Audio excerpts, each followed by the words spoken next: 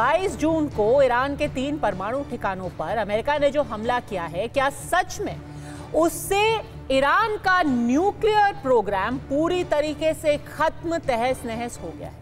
यही दावा दोनों अमेरिका और इजराइल कर रहे हैं, लेकिन कल ईरान के सुप्रीम कमांडर अली खामेनेई ने साफ साफ कहा कि ये ईरान के खिलाफ एक साजिश थी और इजराइल और अमेरिका के एक्शन से बहुत ही मामूली सा नुकसान ईरान को पहुंचा है। यानी कि पूरा ये जो कैंपेन था नाकाम हो चुका है।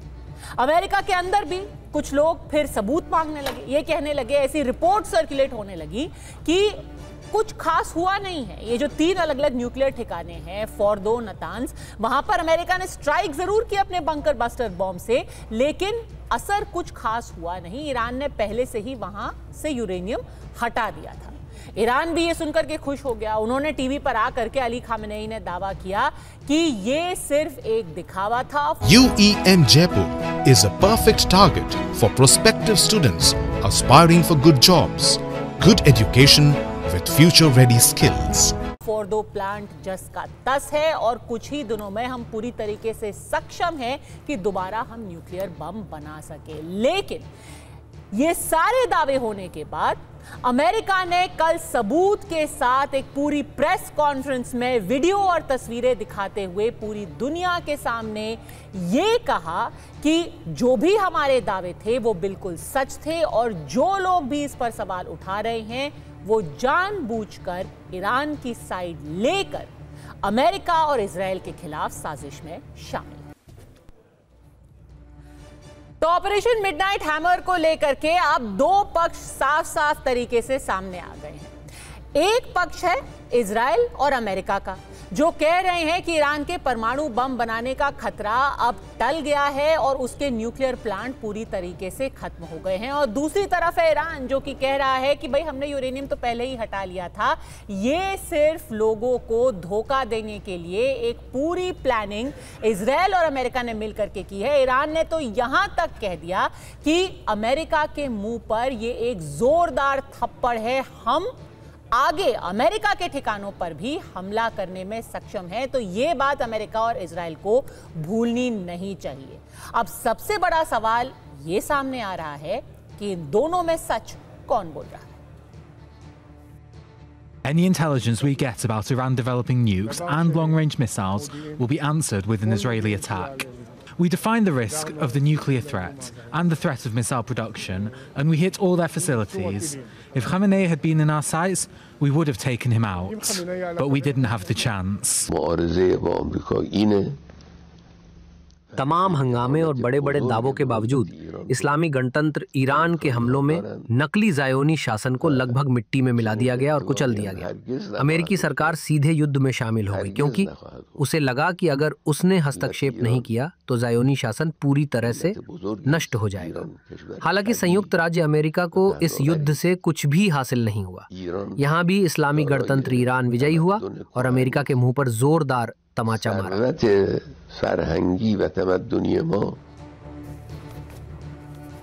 तो क्या अब दोबारा इन दोनों देशों के बीच में किस तरीके का युद्ध हो सकता है? क्या सच में इजराइल अली खामेनेई की हत्या करने की कोशिश कर सकता है? अड़ी के ये सवाल आज यही है। ईरान हमले का आया सबूत, यूरेनियम पर कौन बोल रहा है झूठ? सबूत गैंग एक बार फिर से एक्टिव हो गया है।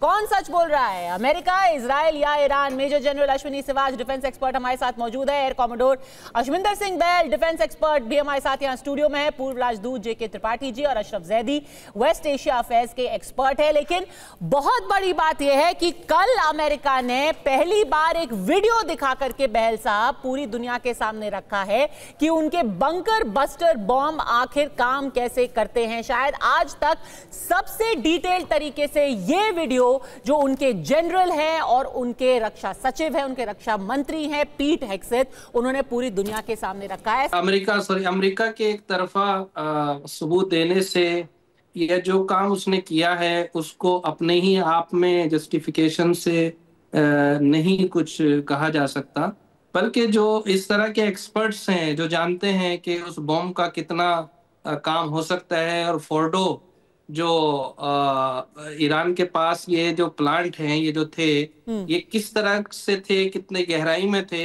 इन सभी एनालिसिस को देखते हुए ये समझ में आ रही है बात और कि अमेरिका अपने हदफ में कामयाब नहीं हो पाया। कैसे सर, कैसे? क्योंकि अलग अलग एजेंसीज हैं आपकी, इजरायली एटॉमिक एनर्जी एजेंसी जो है, यूएन है, वो सब कह रहे हैं कि यहाँ पर डैमेज तो हुआ है। नहीं, डैमेज तो ईरान ने भी माना है कि उसका एग्जिट और उसका जो बाहरी हिस्सा है वो डैमेज हुआ है, लेकिन इस तरह डैमेज हो कि वो यूरेनियम जहां तक रखा होता हुआ था, वैसे तो ईरान ने ये बात मानी है कि हमने उस यूरेनियम को वहां से, जो हाई लेवल यूरेनियम था, उसको वहां से हटा दिया था। लेकिन अगर मान भी लिया जाए कि अगर वो वहां होता भी, तो ईरान और ईरान की तरफ से जो अथॉरिटीज है उनका ये मानना है कि जितना कुछ अमेरिका ने बॉम्ब गिराने के बाद किया है, उससे उस यूरेनियम का कुछ बिगड़ने वाला नहीं था। और फिर दूसरी सबूत ये है, ईरान अपने चीज को, अपने दावे को सच साबित करने के लिए ये कहता है, मैं भी चूंकि ईरान में रहा हूं, मैंने देखा है जहां पे ये फोर्डो है उसके आसपास थोड़ी दूर पर आबादी रहती है। ईरान की ऑफिशियल स्टेटमेंट आया था कि आप लोगों को, यानी अपनी पब्लिक के लिए जो फोर्डो के आसपास रहते हैं उनके लिए ये आया था कि आप लोगों को घबराने की जरूरत नहीं है और आप लोग वहां से प्लान ना कीजिए, आप लोग जहां हैं वहां हैं, सुरक्षित रहिए। और मैंने देखा है कि वहां के लोग जो रह रहे थे वो वहां आराम से आज भी रह रहे हैं, किसी तरीके का कोई रेडिएशन देखने को नहीं मिला है। हाँ। तो इससे, और दूसरी चीजें ये हैं, आईए जैसी एजेंसी आज भी ईरान के साथ कोऑपरेशन के लिए तैयार है। वो कहती है कि आपका जो यूरेनियम है हम देखना चाहते हैं, अपने अंडर में उसको रखना चाहते हैं। फिर अगर अमेरिका ने ये सब कर लिया है, ठीक है, तो ईरान जनरल सिवाच, ये बार-बार रिक्वेस्ट, अमेरिका पे भरोसा क्यों किया जाए? क्योंकि कई लोग तो ये भी कहेंगे कि आपने ये सैंपल वीडियो क्यों दिखाया? अगर आपने सच में मारा ही है तो आप एक्चुअल वीडियो दिखा देते ना। ये तो एक सैंपल वीडियो है कि बंकर बस्टर कैसे काम करता है। आप दिखाइए, फोर्डो पे हमने मारा बंकर बस्टर। जनरल सिवाच, किस पे भरोसा करें? देखो, सच्चाई ये है कि दो बातें हैं। एक तो ये मान के चलो, ये फोर्दो, नतांज और इफ्शान, स्पेशली जो GBU 57 बम्बर फोर्दो में डाले गए हैं, नुकसान तो हुआ है। कितना हुआ ये तो उसका, जब आप एक प्रकार से डैमेज कंट्रोल की जो एक एजेंसी है वही बता सकती है। सर, ओब्लिटरेट हुआ है कि मतलब नेस्तनाबूत हुआ है कि नहीं? अमेरिका कह रहा है हमने खत्म कर दिया, ईरान अब बम नहीं बना सकता। हाँ, मैं यही बताने की, देखो मैं just give me some time. उसमें है क्या कि ये जो GBU 57 है ये 60 मीटर तक जा सकता है। वो 80 मीटर के करीब इन्होंने रखा हुआ था यूरेनियम, और वो टेंडम में जा सकता। कहने का मतलब है इतने बम GBU 57 10 से 12 फोर्दो में उन्होंने गिराए हैं, तो वो इलाका दोबारा यूज नहीं हो सकता। ये मान के चलो आप उसको ओब्लिटरेट कहो या ये को नॉन यूजेबल है।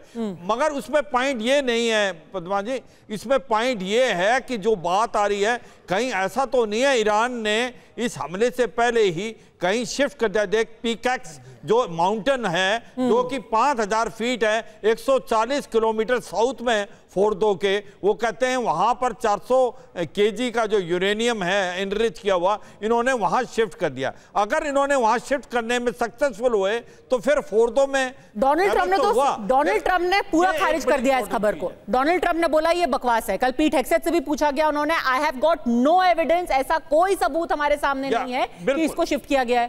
यही मैं कह रहा हूं, ये क्लेम और काउंटर क्लेम है। मुझे भी ये लगता है कि जो नुकसान हुआ है ईरान में, वो इतना हुआ कि ईरान आने वाले समय में कम से कम 5 से 6 महीने में दोबारा न्यूक्लियर फैसिलिटी नहीं बना पाएगा, और चाहे वो शिफ्ट भी करे। एक और पॉइंट है पद्मा जी, इसमें जो सेंट्रीफ्यूग है वो कहते हैं वो डैमेज हुए हैं, और नटाज और इफ्शान बिल्कुल नॉन यूजेबल है, क्योंकि इसमें तोमाहाक मिसाइल के हिट किए हैं जो कि आपके पर्शियन गल्फ से सबमरीन से छोड़े गए थे। मैं दो बातें कहना चाहूंगा इसके अंदर। यह सच्चाई है कि जो नुकसान किया है स्पेशली JBU 57 बम में फोर्दो जो ये आपका न्यूक्लियर फैसिलिटी आने वाले समय में इस्तेमाल नहीं हो सकती। ठीक है, फैसिलिटी तो इस्तेमाल नहीं हो सकती, यूरेनियम शिफ्ट हुआ नहीं।